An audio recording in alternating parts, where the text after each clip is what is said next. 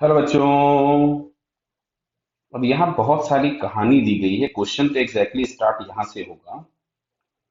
इन्होंने लिखा हुआ है, in this passage the brief idea given by the motion of the rolling body on the inclined plane we consider the three cases. Clear है?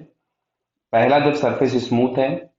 दूसरा दिया है कि सरफेस इनसफिशियंट है कि रोलिंग प्रोवाइड करा पाए, मतलब वहां पे रबिंग हो रही होगी। डायग्राम देखो बना रखा है इन्होंने।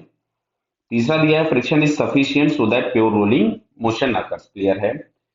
अब लिखा है force diagram for the three following cases. ठीक है, बढ़िया। इन्होंने फोर्स डायग्राम दे रखा है। अब क्वेश्चन दिया हुआ है, थ्री सॉलिड यूनिफॉर्म स्फीयर्स। ठीक है, जिनके साइज अलग अलग आपको दिख रहे हैं, मासेस अलग अलग होंगे, रेडियस अलग अलग होगी। Plane as shown, the distance between the sphere remains constant. Clear है? तो देखो, सबसे पहले अगर सरफेस स्मूथ है, मतलब पहला वाला केस जो केस ए है, इसमें तो जो एक्सेलरेशन होगा वो हम लोगों के पास सिंपल हो जाएगा जी साइन थीटा, तीनों के लिए। मतलब अभी डिस्टेंस तीनों की सेम रहने वाली है।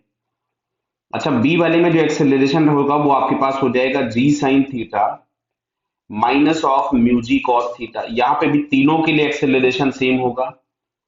सी के लिए अगर हम बात करें, जहां पे प्योर रोलिंग होती है, तो प्योर रोलिंग में एक्सेलरेशन हम लोग लिखते थे बेटा, ये याद रखना, वैसे डेरिवेशन है ये, g sine theta upon 1 + i/mr²। Clear है? ये आपको कहीं कहीं पर के स्क्वायर अपॉन आर स्क्वायर भी लिखा मिल सकता है रेडियस ऑफ जाइरेशन के टर्म्स में। But I upon M R square के टर्म्स में याद रखना इजी इसलिए कि जिसका भी आई होगा वो सीधे रखो, नहीं तो पहले हम के निकाले उसका फिर हम पुट करेंगे। ठीक है? तो अब देखो दिया गया है, मान लेते हैं कि कोई भी हम एक सॉलिड स्फीयर ले ले। थर्ड केस में ही कंफ्यूजन दिख रहा है तो इसको हम लोग लिखते हैं। अच्छा, आई जो भी होगा दैट इज 2/5 mr²। हम सॉलिड स्फीयर ले रहे थे mr²। तो यहां से हम लोगों को दिख रहा है कि ये हम लोगों के पास आ जाएगा 5g साइन थीटा बाई 7। अच्छा, यहाँ तीनों ही सॉलिड स्फीयर हैं, तो तीनों के लिए ही एक्सेलरेशन ये होगा।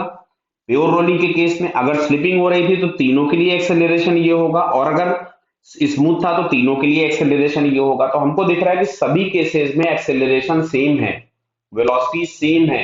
तो जो सेपरेशन होगा वो सेम रहेगा, मतलब ऑल थ्री केसेस में सेपरेशन सेम रहेगा। तो इसमें बेटा आंसर हम लोगों के पास फर्स्ट वाला ऑल थ्री मासेस लिखा हुआ है, इसमें बल्कि ऑल थ्री केसेस होना चाहिए, ज्यादा अच्छा है, क्योंकि जैसे नीचे इन्होंने case A and B case C लिखा हुआ था, तो तीनों ही केसेस में ए बी सी जो तीन कंडीशन दी थी, तीनों ही मासेस के बीच का सेपरेशन क्या रहने वाला है? सेम। सो फर्स्ट ऑप्शन हम लोगों के पास क्या होगा? करेक्ट। क्लियर बेटा? Okay, all the best.